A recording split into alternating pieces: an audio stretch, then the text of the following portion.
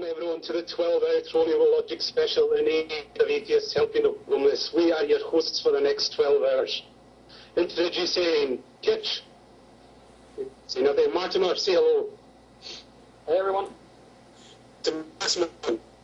Hello everybody. And BigLundi. And Kitch, Greetings everybody.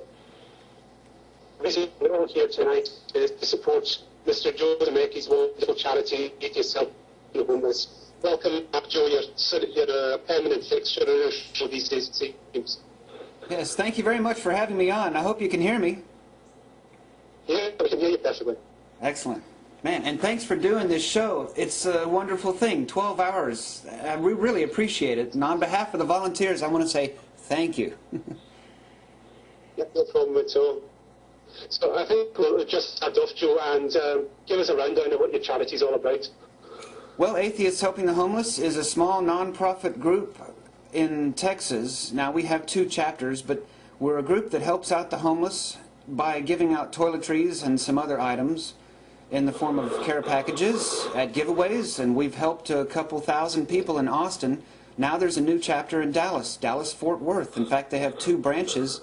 And there's a website I want to plug from the very start of the show. That is the Dallas-Fort Worth Atheists Helping the Homeless chapter, and that is at www.dfwahh.org. And that's a real nice website they put together. Okay. So when did your charity start up, Joe? How long have you been going? How long have I been going to the group? Yeah, well, I don't know how long's the group actually been in action, as how long have you been doing the giveaways and that? Since September of 2009, and the first giveaway only helped about a dozen people, and it's been going strong ever since with monthly giveaways.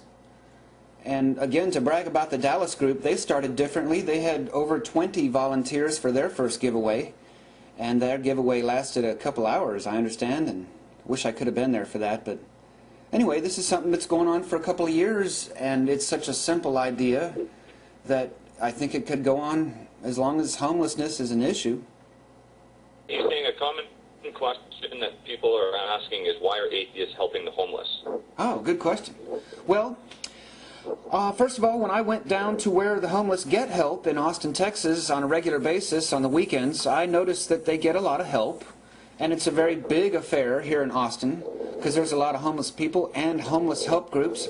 But one thing I discovered right away was that there was also... Quit breathing into your mic. Mute yourself.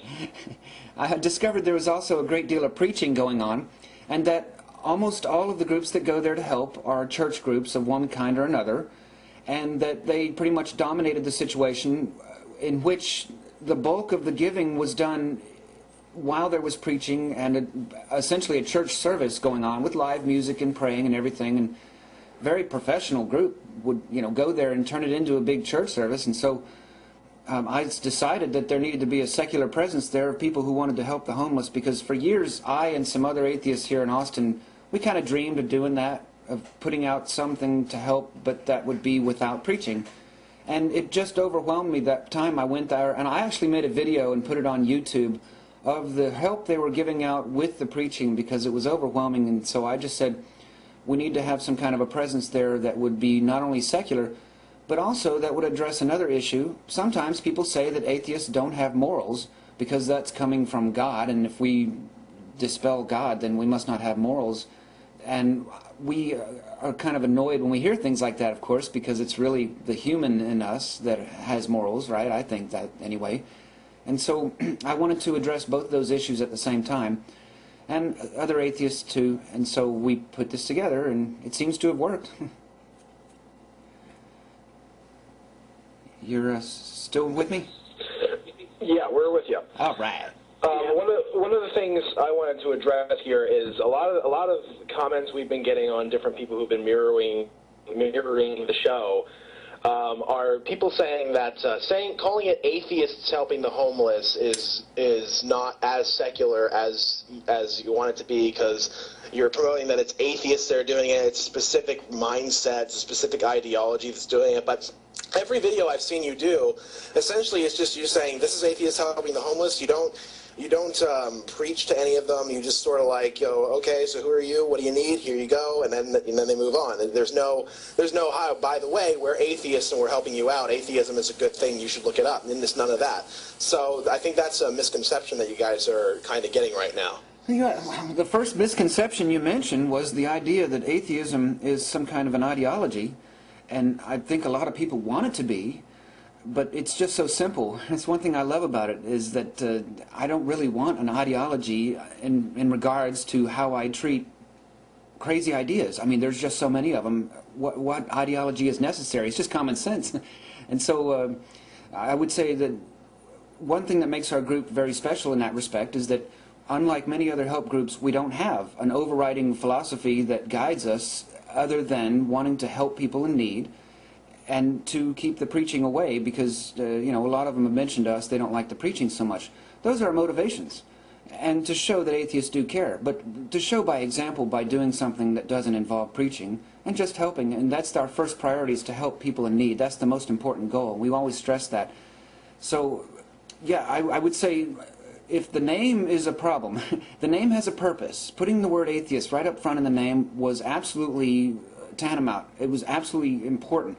We had to do that to show. Number two, the second goal, because I mean, I was in the movement 15 years. I kept hearing people saying that I am not moral.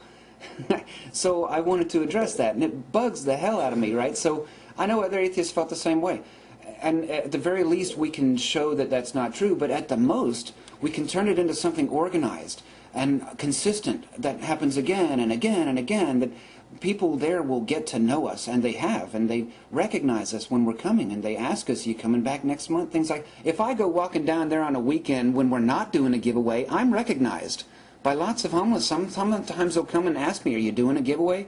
I've done this before. And it's a good feeling to know that this is something that's not just an idea that happens once.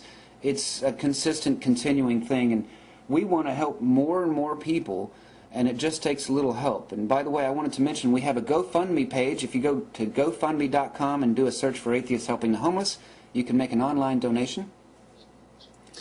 Also, we have GoFundMe down in the playground in our blog TV, and we also have a PayPal link as well. Excellent. The PayPal. May I address this issue? Mm-hmm. Hi, this is Rogie Riverstone. What Joe is doing is really fundamental to the morale of homeless people. I've been situationally homeless over the last 30 years on and off, and I'm considered mobile homeless now because I'm living in a travel trailer in a parking lot in rural New Mexico. I've had to avail myself of so-called faith-based services, where it's an indoctrination camp, all the way from if you're getting a cot or you're getting a can of green beans. It's really demoralizing. The whole attitude of guilt and unworthiness and having to be closeted about my philosophies, my politics, my sexual orientation, my gender identity. It's really demoralizing. The local thrift store, for instance, which is the only place I can buy anything cheap, there's a huge picture of Mother Teresa in it. And I don't even want to walk in there, let alone give them any money. What Joe is doing, and what secular groups like this are doing, are providing role modeling, that there's an alternative. There's a whole mentality of the miraculous and the magical that, okay, I was having trouble with my bike, and I was in the middle of the parking lot at the post office, and it was hot, and I was breathing hard. Someone will walk up to me and said, God told me to help you. Total abdication of personal responsibility. You know, she decided to come help me, and she wouldn't even acknowledge that to herself. And I was so ticked off by the way she even approached me that it was really hard to have a conversation with her. What Joe is doing is he's going down in the streets where people need stuff, and he's handing out toilet paper, he and his buddies. They're not preaching anything. They're just showing that people can be good without God. They're showing that morality isn't something magical. They're just showing that normal human beings can make a tremendous amount of difference. And if you think a roll of toilet paper isn't a tremendous amount of difference, try going without one. Yeah, that's a good point. Well, and another... Yeah, I was just going to say, when we put the word atheists in the name, too, it might seem obnoxious to some atheists, but we are now talking about it because of that. And it just seems to me it's a talking point. And when it's a talking point, we discuss it more, and when we discuss it more people hear about the group, more people choose to donate, we get help more, we can help more people. And so, yeah, and in addition to that, I want shock value with a lot of evangelists who say that we can't do this. Atheists helping the homeless. You know, I sent an email to William J. Murray and to William Donahue and some others, and I just said, look what we're doing. Do you never want to even comment on these things? Of course not, but I want you to know. It's atheists, capital A. You know, I'm kind of proud. Anyway, thank you. I've encountered some people, like, there's literally nothing you can do sometimes for these people to convince them that atheists actually care. Even when you start helping homeless people, even when you have a charity organization, even when you're doing everything you can to help out, it's always, oh, they're just doing it so that they can get noticed. They're just doing it to make it look like they're moral. They don't actually care. It's this no true Scotsman thing that's really infuriating, because there's nothing you can do for some of these people to convince them that maybe they're wrong. Maybe we actually are human beings that care.